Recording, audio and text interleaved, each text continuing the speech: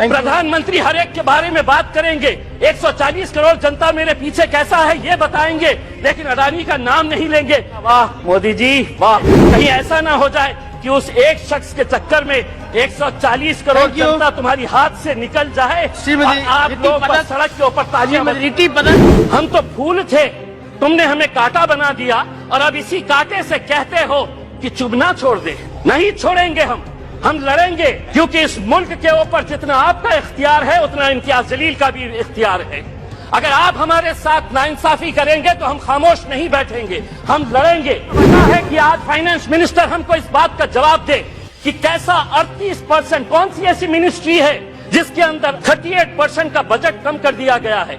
1913 करोड़ रुपया आप हमारे गायब कर देते हैं। आप ये उम्मीद करते हैं कि हम खामोशी से इसको बर्दाश्त कर लेकर के। अध्यक्ष महोदय, ये कितनी गंभीर बात है कि देश आगे बढ़ेगा, लेकिन माइनॉरिटीज के लिए जो बजट दिया गया है 2012 और 13 के अंदर जो बजट था वो बजट इस बार दिया गया, यानी कि देश आगे बढ़ेगा और माइनॉरिटीज पीछे रह गए। ये कब तक चलेगा? अकेले औरंगाबाद जिले के अंदर 1600 ऐसे स्कूल्स हैं जिनके सर के ऊपर बच्चों के क्लासरूम्स के अंदर पक्की छत नहीं है। टीन के शेड के नीचे ये 1600 बच्चे तालीम हासिल कर रहे हैं। उनका कसूर सिर्फ इतना है कि वो किसानों के बच्चे हैं, वो गरीबों के बच्चे हैं, वो मजदूरों के बच्चे हैं। आपके पास 1 साल बचा हुआ है। प्रधानमंत्री जी को कहिएगा कि पीएम श्री नहीं, उन पूरे स्कूल को हम पीएम महाश्री नाम देंगे अगर 1 साल के अंदर ये 1600 औरंगाबाद जिले के स्कूल्स को अगर आप बदलते हैं। अगर 1 साल के बाद अगर ये कर पाते हैं तो इम्तियाज जलील यहाँ पर खड़े रहकर कहेगा, वाह मोदी जी वाह।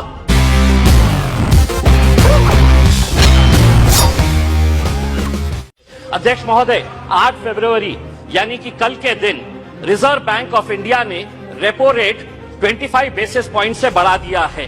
पिछले 4 मई 2022 को 4.40 हमारा रेपो रेट था। 8 महीने के अंदर 6 मरतबा रेपो रेट बढ़ाया गया है और अब ये रेपो रेट हो गया है 6.50। अब हो सकता है इनमें से कोई खड़े रहेगा और कहेगा कि आरबीआई है, इसका हमारे से क्या लेना देना, बजट से क्या लेना देना। तो सुनिए गौर से, आरबीआई जब रेपो रेट बढ़ाता है तो किसी ने 20 साल के लिए होम लोन लिया है, यानी कि 240 महीने के लिए लोन लिया है और रेपो रेट 2.25% से बढ़ गया है, तो 120 से 160 महीने का एडिशनल ईएमआई उसको भरना पड़ता है। किसी ने 25 साल के लिए यानी कि 300 महीने के लिए लोन लिया है और अगर 2.25% से रेपो रेट बढ़ गया है तो उसे 199 महीने एडिशनल ईएमआई देना पड़ता है। आप कहेंगे कि हमारा इससे क्या लेना देना, यही तो जादू का खेल खेल रहे कि आपने इनकम टैक्स के अंदर रिबेट दिए, बहुत सारे लोगों को खुश किया और सैलरीड क्लास को कहा कि हम तुमको इनकम टैक्स में रिबेट दे रहे हैं, लेकिन अब जिंदगी के साथ भी और जिंदगी के बाद भी तुम्हारा ईएमआई चलता रहेगा, तुम्हारा लोन चलता रहेगा करके ये एक संदेश सरकार ने दिया है। अध्यक्ष महोदय, एजुकेशन के लोन के अंदर सरकार ने जो आंकड़ा दिया है स्कूल और हायर एजुकेशन के लिए 1,12,899 करोड़, बहुत अच्छा बढ़िया सा फिगर है, जिसमें से 61% स्कूल एजुकेशन के ऊपर खर्च किया जाएगा और इन्हीं पैसों के अंदर से 14,500 पीएम श्री नाम के स्कूल्स बनाए जाएंगे। अध्यक्ष महोदय, मैं पूछना चाहता हूं, जो बच्चे आज गांव के अंदर पढ़ रहे हैं, जो जिला परिषद के स्कूलों के अंदर पढ़ रहे हैं, मेरे अहम सिर्फ अकेले औरंगाबाद जिले के अंदर अभी सर्वे करवाया सरकार के जरिए 1600। राणे साहब, आप महाराष्ट्र से आते हैं, अकेले औरंगाबाद जिले के अंदर 1600 ऐसे स्कूल्स हैं जिनके सर के ऊपर बच्चों के क्लासरूम्स के अंदर पक्की छत नहीं है। टीन के शेड के नीचे ये 1600 बच्चे तालीम हासिल कर रहे हैं। उनका कसूर सिर्फ इतना है कि वो किसानों के बच्चे हैं, वो गरीबों के बच्चे हैं, वो मजदूरों के बच्चे हैं। आप बनाइए नए स्कूल्स, लेकिन आपके पास 1 साल बचा हुआ है। यह अहद करिएगा, प्रधानमंत्री जी को कहिएगा कि पीएम श्री नहीं, उन पूरे स्कूल को हम पीएम महाश्री नाम देंगे अगर 1 साल के अंदर ये 1600 औरंगाबाद जिले के स्कूल्स को अगर आप बदलते हैं। तो हम भी कहेंगे अगर 1 साल के बाद अगर ये कर पाते हैं तो इम्तियाज जलील यहाँ पर खड़े रहकर कहेगा, वाह मोदी जी वाह।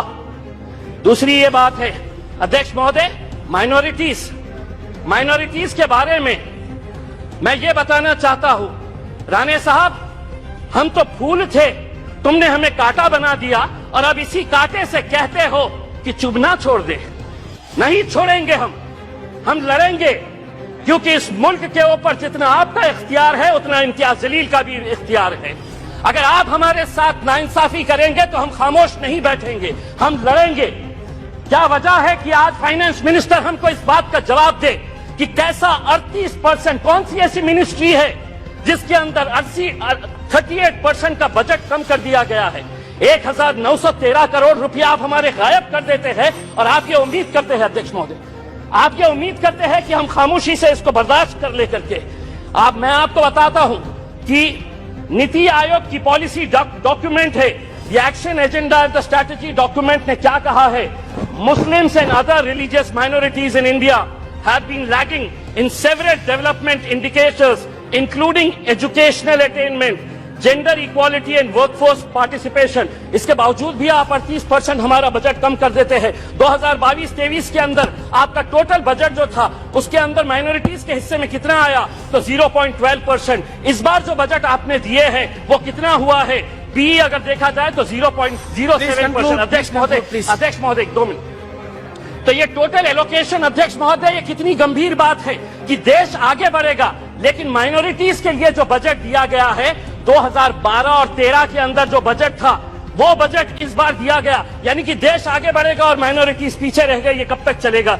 मेरी दूसरी बात ये है अध्यक्ष महोदय, आम आदमी को प्लीज फाइंड अप नाउ। अध्यक्ष महोदय एक minute, GDP, fiscal deficit, monetisation, RE, BE, इससे कोई लेना देना नहीं है। इस देश के अंदर वो सम्मान के साथ कैसा जी सकता है उसकी फिक्र बस उसे यही रहती है। हम वित्त मंत्री से इस बजट के अंदर ये उम्मीद कर रहे थे कि वो ईपीएस 95 के बुजुर्ग पेंशनर्स के बारे में बोलेंगे, वो किसानों की आय कैसी बढ़ाई जाएगी इसके बारे में जिक्र करेंगे। पूरे देश के अंदर कॉन्ट्रैक्ट, अध्यक्ष महोदय एक सेकंड, अध्यक्ष महोदय, पूरे देश के अंदर कॉन्ट्रैक्ट वर्कर्स जो थे उनके साथ कैसी नाइंसाफी हो रही। पार्लियामेंट के अंदर भी कॉन्ट्रैक्ट वर्कर्स लगाए जा रहे हैं, उनका पीएफ नहीं भरा जाता, उनका ईपीएफ नहीं भरा जाता, ईएसआईसी का पैसा नहीं भरा जाता है।